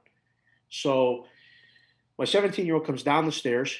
I come back in the house, and she looks at me and she goes, "What is wrong with you, you jagoff?" Literally, she said it like that, like casually, because I got her up a half hour before she needed to get up. Yeah. And I'm like, and she's like, "What is wrong?" And I was like, and I was trying to express that I couldn't talk, but I didn't know how to. And I literally felt like I was a prisoner in my own body, dude. I felt like I was watching a movie. And I saw the look on her face, and she's like, something's up. She sends her little sister upstairs and says, "Go play Fortnite in my room and shut the door." And she's like, "What about school?" She's like, "School's canceled right now. Just go in your room." So she puts her in her room, signs her on a Fortnite. She's in her room. She gets her sister, who's 16 or 15 at the time, comes downstairs, and they're like, "Daddy, what's wrong?" And I'm like, I'm trying to express something. I cannot talk. They're like, "Lay down on the couch and just breathe. We got you." And they took over, and they were so calm. And they called their mother, and they're like, "Something's wrong with Daddy." And well, what's wrong with him? Ask him. He said he won't talk. He can't talk. He keeps waving at us. And I was getting frustrated, dude. I'm looking at them going like this with my hands, like you can't see it on the podcast, but I'm looking at you and I'm trying to voice like. So they called 911. 911 shows up at my house. Tremendous guys. 4 guys walk in. I'm laying on the couch, and I'm trying to keep my daughters calm. Meanwhile, they're keeping me calm. And I'm like, these guys walk in. They're like, "What's wrong with you, sir?" And I'm like, So he goes, "Ask me 4 questions. 4 questions. First one, say your name." For $1 million, Adam, I couldn't say Dave. Couldn't say it. I look at him. I'm like, he goes, "Smile." Can't smile. "Stick your tongue out." Can't stick my tongue out. He grabs my right arm like this and says, "Whose arm is this?" I stare at this, and I'm like, I just stared at it. He goes, "He's having a stroke. Let's go. Get him on the bus." Fuck, man. And I'm like, "Who's having a stroke?" I remember looking around going, "Wait, talking about me? I'm having a stroke? What does that mean?" So my daughters they're just calm as could be. They're like ice in their veins. And I'm like, "Holy shit." They're like, "Lay down, sir." They got me on a stretcher, take me out the front step, 2 steps down to the street, in the ambulance. First door shuts. As the second door is shutting, my 15-year-old collapses in her sister's arms. And I see them start to cry like something's fucked up. And I'm like, "Oh my God, who's going to take care of my kids? Like, what's going on?" So the door shuts, the sirens start going. And This you woman, you were like fully conscious too, like you fully didn't. conscious. I remember it like it was like yesterday. I'm watching. I see it all. So I'm driving in the ambulance. I'm going side to side like this. The sirens are going, and I remember laying there. And this woman, the EMT, is telling me, "Just breathe, Dave. Everything's fine. We got you." And I remember her visually as being like a biker chick. Tattoos, earrings, all this stuff, sleeve of tattoos on her arms and all this stuff. I end up meeting her later. She's blonde hair, blue eyes. It's so I see this vision of this woman. It's nothing who she is, nothing. I get to the hospital. They wheel me in. My wife flew there, driving fast. She saw me go in. I don't remember seeing her. They take me in. I get a CT scan, an MRI, something. Within 20 minutes, I'm laying on a table. I see 2 things. The foot of my bed, there's a guy. Looks like he's 75 years old. White hair, white jacket, white pants. He's the quarterback. He's pointing at everybody, telling everybody what to do. There's people above me moving all over the place. I'm like, what the fuck is going on? Are this all for me? I'm like, boy, I must be really fucked up. Like, I don't know what's going on, but I'm like, man, there's a lot of people in this room right now. And then the second thing I see at the foot of my bed is one of the most beautiful, stunning women I've ever seen in my life. She is gorgeous. She's probably 23 years old, perfect skin, brunette, black top scrubs, black bottom scrubs. Okay. And I look at her and I go, man, that girl is beautiful. I wonder how old she is. She can't be much older than my girls. I'm like, oh yeah, my girls. Oh my God, who's taking care of my girls? Boom, fade to black. Done. I'm like, okay. So I'm out, right? While I'm out, I'm I remember like this was yesterday. And this is one of the craziest stories you'll probably ever hear, but it's 100% true. Because when I woke up, I told it and I wrote it. I got these glasses. You can't see them for people that aren't watching. These are my Nike softball coaching sunglasses. I wear them every single day of my life because my light eyes, I got blue eyes. In Vegas, it's sunny 335 days a year. I can't see without them. I'm under, and I see this light. This fucking light is shining right in my eyes. And it is perfect. It's sunny, but it ain't hot. It's perfect. It's like 72 degrees. Perfect day. And I'm looking, I'm squinting. I can't see. I'm like, where the fuck are my glasses? I was going like this with my hand. Can't see it. I'm like, what is that? Coming out of the light, my dad. My dad walks right to me. My dad's been gone 8 years. My best friend in life. He was the best man at my wedding. He was my guy. I mean, his name was Elliot. I called him Big E. And I was Elliot's son for 40 years. I mean, I didn't even mind. I mean, it was a good thing. So here comes Big E. And I'm like, Dad, what's up? And this isn't the dad that passed away 8 years ago, that had a brain tumor, was incontinent, was sick. This was 1978. His beard was perfect. He was coaching my little league team. He was teaching me how to pitch. He was big and strong. I'm like, man, you look great. What's up? And we hugged and just sat down and started talking. And it was amazing. It was just, I think about it now, I get kind of choked up and I'm just like, this is unbelievable. Like, Dad, where have you been? He passed away in his sleep in Arizona. I never got to see him after he passed. And my mom, they agreed to be cremated. So I never saw him.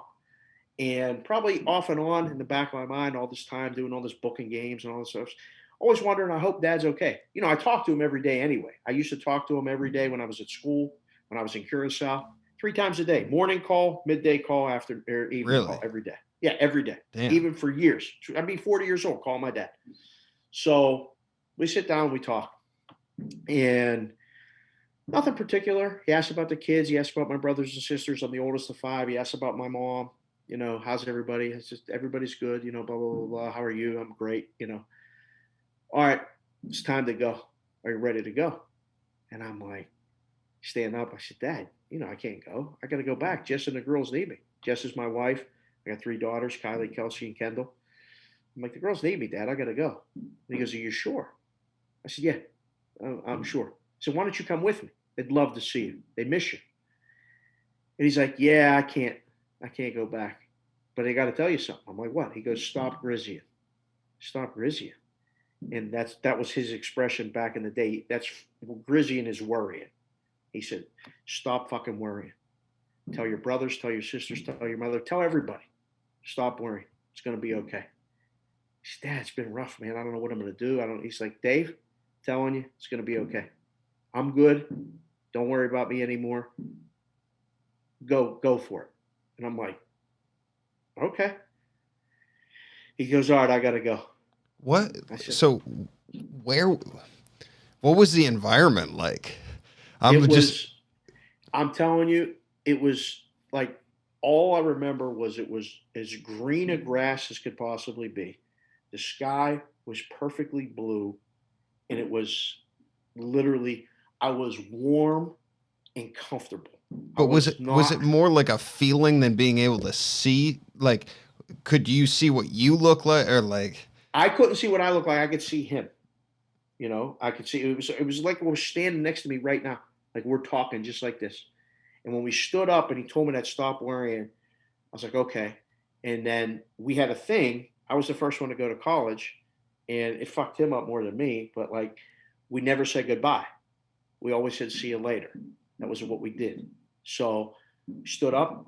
I asked him if he wanted to come with me. He said he couldn't. He said, are you sure you don't want to come with me? I said, it's not time. I can't. He said, okay, I understand. I'll see you later. And I said, all right, Dad, I'll see you later. I love you. We hugged. He started walking away. He started walking toward this light.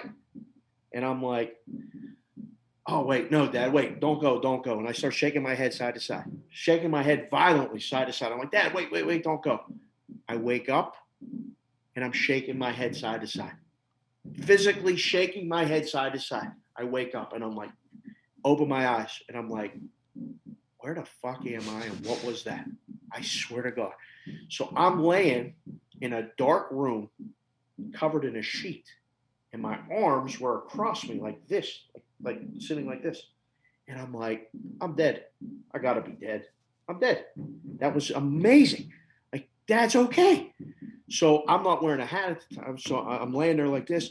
I reach up my right hand and touch my head. And I'm like, oh, wow, I'm freezing. I'm ice cold. I'm fucking freezing. Wherever I'm at is freezing. And I was just really warm. So I'm like, where am I at? I can't really see anything. It's very dark where I'm at. So I blurt out, what the fuck just happened? And I go, I can talk. Holy shit, I can talk. And I'm screaming like a maniac, right? I'm talking and I'm excited. 10 seconds later, a little dude comes running in the room. He's like 5'3". He's got a hazmat suit on from here down, from his nose down. He's wearing a hazmat suit. I see a tuft of hair, little glasses, circle glasses, and black Nike shoes. I notice it all as he comes in. He's like, David, do you know where you're at? And I'm like, no, I hope I'm in a hospital. Where am I? And he goes, you're at Centennial Hills Hospital. You had a major stroke. You had a blood clot on your brain. The doctors operated and think you're going to make a full recovery. They said the surgery went as well as it could have. And I looked at this guy and I go, what'd you say your name was? He goes, Giampaolo, but my friends call me GP.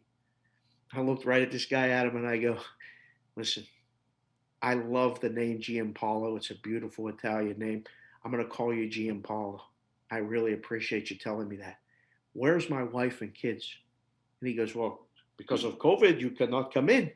But how do you feel? You're talking very well. And I'm like, dude, I feel great. Like, let's go. And he's like, wow, you really are talking good. I'm like, yeah. So the next 15 minutes is a whirlwind. There's people coming in, people coming out, the admitting nurse, the speech therapist, the physical therapist, then the brain guy comes in. He's 32 years old. He looks like he's 12. He's like, hi, I'm Dr. Zog. I operated on your brain, dude. I got to tell you, what I saw takes people out. But your daughter saved your life. They got you here, 5 years ago, probably you're dead. 8 hours. If you're not here in 8 hours, you're probably dead. He said, but I can't believe how good you're talking. You're moving all your extremities. You're a miracle. You're a miracle of modern medicine. Christ, man. And I'm like, wow. Well, thanks, Doc. I said, the kid's got a softball tournament this weekend. Can I go coach? And he goes, you're in the ICU. You ain't getting up from this bed in 24, 48 hours. You know that. I'm like, well, I feel great. And he's like, God bless you. But I said, somebody got to get my wife and kids on the phone. Like, somebody got to call them right now. I got to tell them I'm alive. I mean, they're outside waiting in the car thinking that I'm dead. Yeah. You know what I mean? They don't know nothing.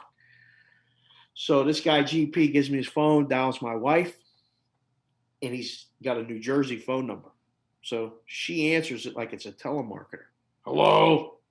I'm like, hey. She goes, oh, my God, is that you?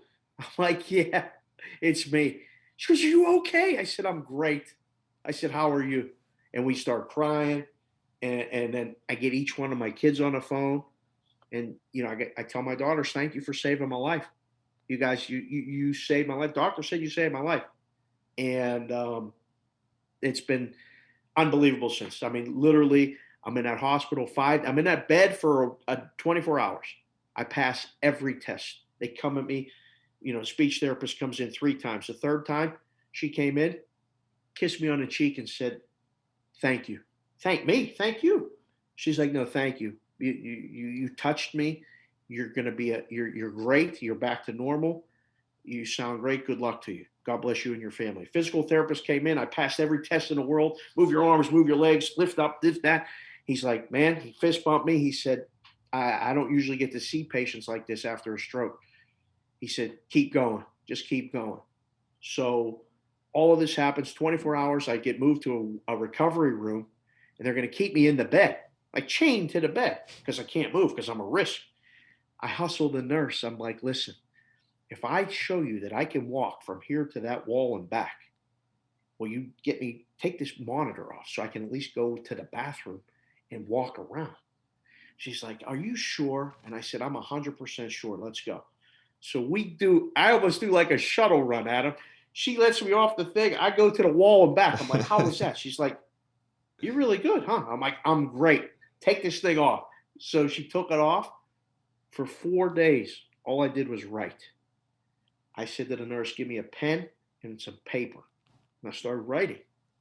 All the stuff started coming out of me. All these stories.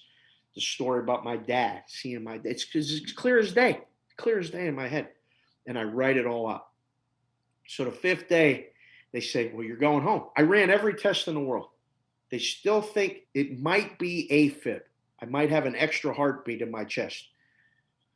But the only thing I'm on now is a blood thinner. I got to take a blood thinner every morning and every night. That's it. It's a miracle. It's a fucking miracle. So on the 5th day, my daughters send up a bag of clothes. I call my wife. I say, I'm coming home. You got to come pick me up. Perfect. Send a bag of clothes. Because I went in with a T-shirt and shorts. I didn't even have shoes in there. So they send up my softball uniform. Of course, I'm their coach. I've been their coach for 6 years. The whole team's worried about me. The community people that came and called my wife, texted my phone. It was an unbelievable outpouring. I thank God every day for that too. So the bag shows up at my door up in the room. I open it up. Of course, you sent the softball uniform. It's awesome. So put it on. The kids, the 2 nurses, 2 wonderful women, are like, are you ready to go? I said, yeah. They're like, we got a wheelchair for you. I'm like, listen, all due respect, I don't want to get you in trouble. Guys, wheel me in here. I got to walk out. I got to walk the fuck out of here. For me, for my kids, for my wife, I got to walk out of here. I said, I don't want to get you in trouble, but I got to walk out of here. And they're like, look, they both look side to side. They're like, all right, let's go down this hallway. No one will see. So we go down the elevator in the wheelchair, get to the first floor. All right, am I good? Yeah, let's go.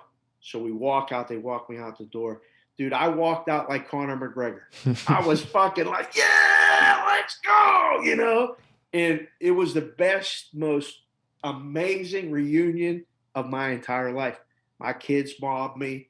My wife, my mother-in-law came too with her, like just crying and thankful.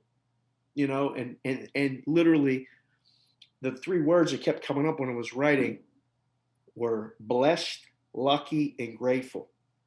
And that's my 3 daughters. Blessed, lucky, and grateful.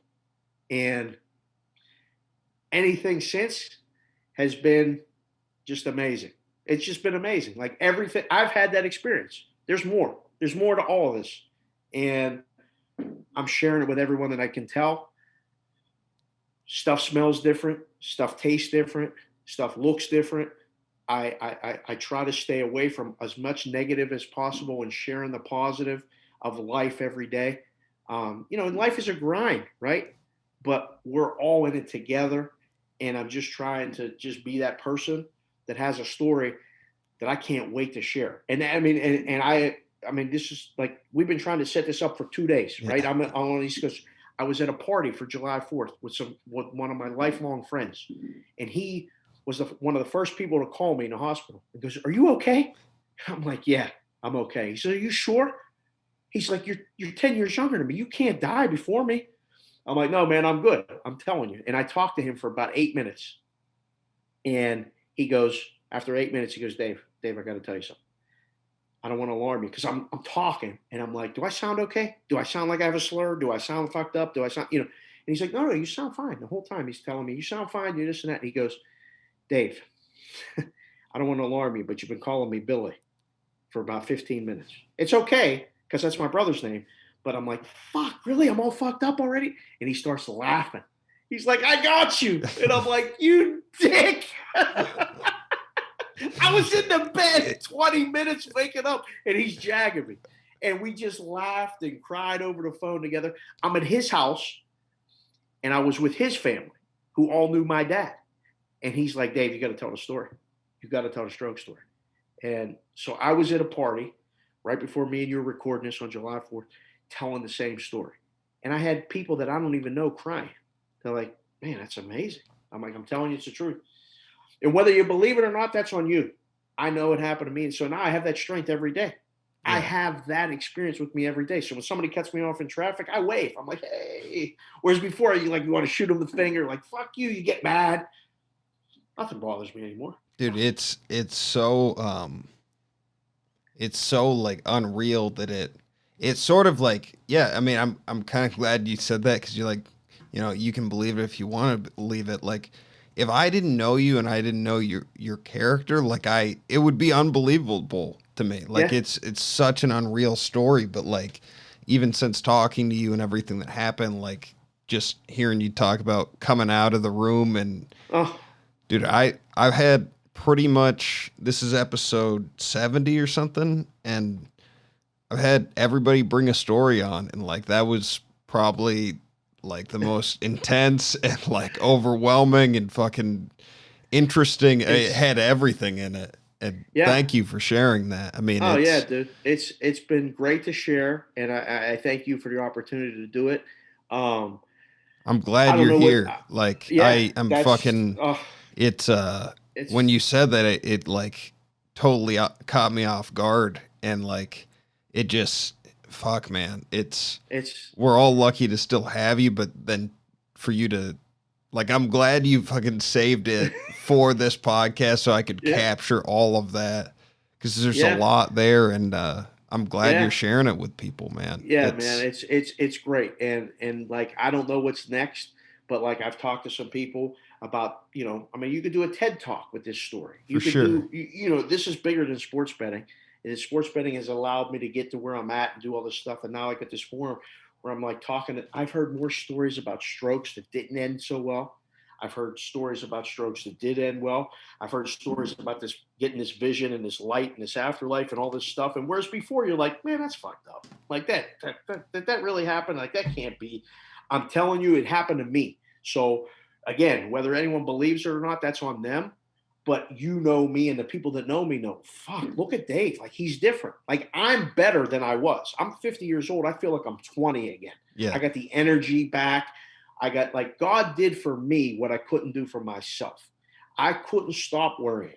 I couldn't stop thinking about the future. I couldn't stop worrying about my kids and what I'm going to do for a job and where this business is going and what this election is going to be. And all of this stuff was just piling on. Dude, I was walking 10 to 12 miles a day to calm down in the summer in Vegas. I was fucking hot. I was as tan as could be, but I was like one of them homeless guys walking around this. But like this, I had this 2-mile walk in the neighborhood. I do 5 laps in the middle of the day. It was 110. My wife was like, what are you doing? I'm like, I'm trying to calm down. Well, what it turns out is that God was basically telling me, either something's wrong with your heart, like your stress level. As men, we don't know how to let it out. We eat it all. And when you have a family and you have a spouse, like, you take on everybody's shit. Yeah. And I've done it for a long time, the oldest of 5. Like, I did it for my brothers and sisters. I did it for everybody. And I was able to. Well, I guess God said, listen, I'm going to give you something. I'm going to zap you with a blood clot. I'm going to be able to take it out. Stop fucking stressing. You got to let it out. You got to not stress, because life is going to be okay. So, I mean, we all have hard times, but it's changed everything. What are you doing kind of to make sure you're kind of prioritizing that? Like, I hope you're not fucking walking 20 miles a day. No. I had to wait 6 months for like medical clearance to do the shit that, like, I want to start working out again. I really want to play hockey again. Yeah. I need to get on the ice and skate. Like, I'm coaching my daughter's team still, and I'm hitting infield, outfield. I'm still pitching BP. I'm doing all the stuff like that. He said, listen, your body will tell you. So as like points of advice that I give to people now, like, listen to your body. When you're fucking tired, go to sleep. Yeah. When you're fucking sore, stop. Fight through the pain.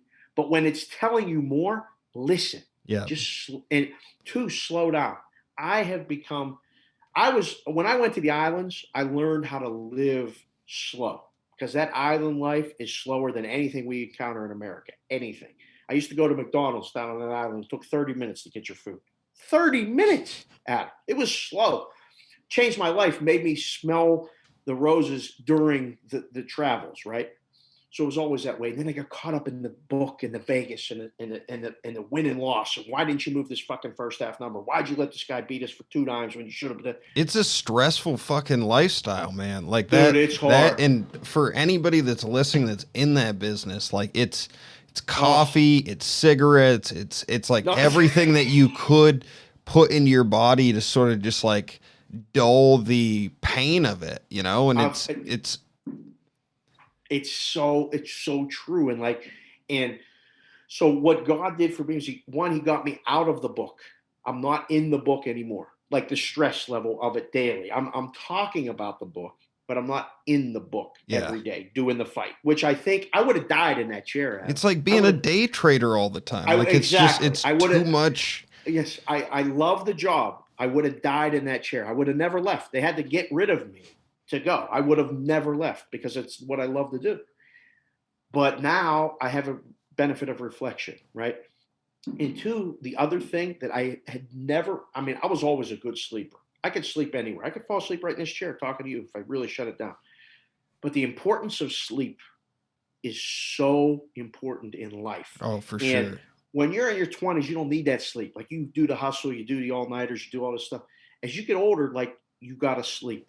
Whether it's 6 hours, 8 hours, uninterrupted, you got to sleep. So what I do now, the doc ordered, and he told my wife with me in one of the appointments, when he says he's tired, you got to let him sleep. So I take naps if I'm fucking working or doing shows and stuff, and it gets to the point where I'm like fucking my eyes are tired or my body's, shut it down. Yeah. And naps have changed my life even more in such a positive way. Like, so sleep, and somehow I'm trying to get into like meditation. It's something different. I'm learning, I'm talking to people, I'm listening to things.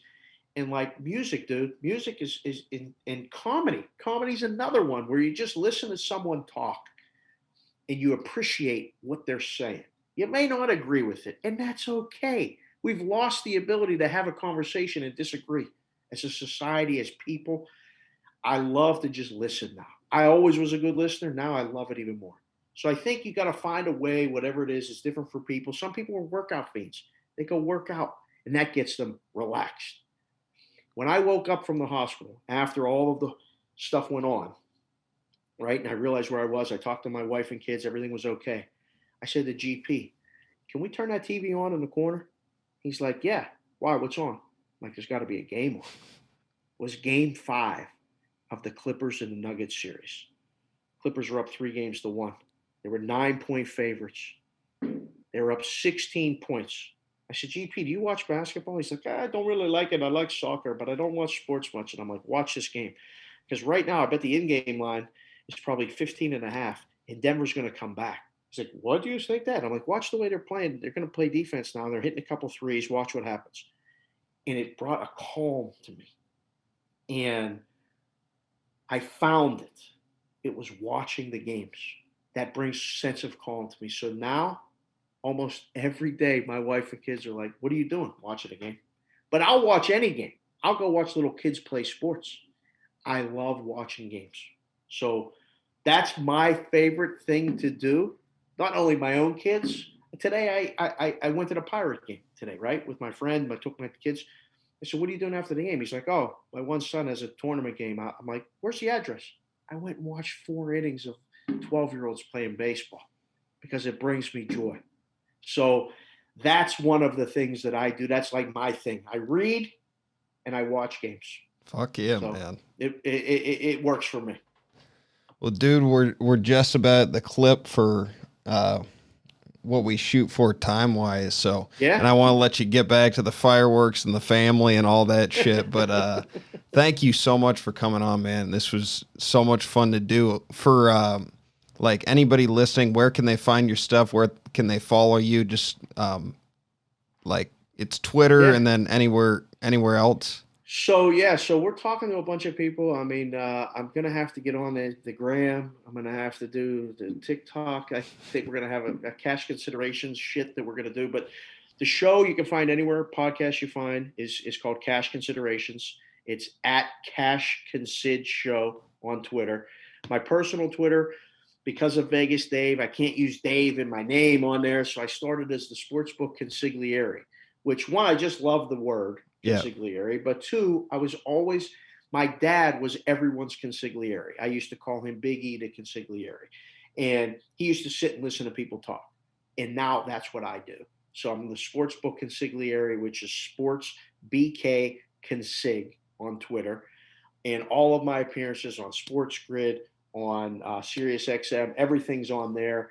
These other podcasts that I do, but the weekly stuff for sure is Cash Considerations, and there's going to be more coming in the fall. Hopefully, there might be a book in the future. There might be one of these motivational speaker talks, all this other shit, dude. The journey for me is just getting started, and I can't wait to see where the ride goes. But I ain't fucking worrying about it, dude. We're just going to have fun and go and see where it ends up. Hell yeah, man. Thank you so much for coming on, man. I know it's the 4th, so thank you for taking the time during, a family thing. And for everybody listening, if you enjoyed this episode, please make sure to share this podcast with a friend and rate and subscribe to us. Also, please don't forget to follow us on Instagram at FNFpod. We're going to leave you with Jaga. I just make the waves, I don't write them. I can hear the lyrics in my spirit as I write them. Why you wanna walk and talk just like them? I can't get caught up in all the hype and the excitement. I just make the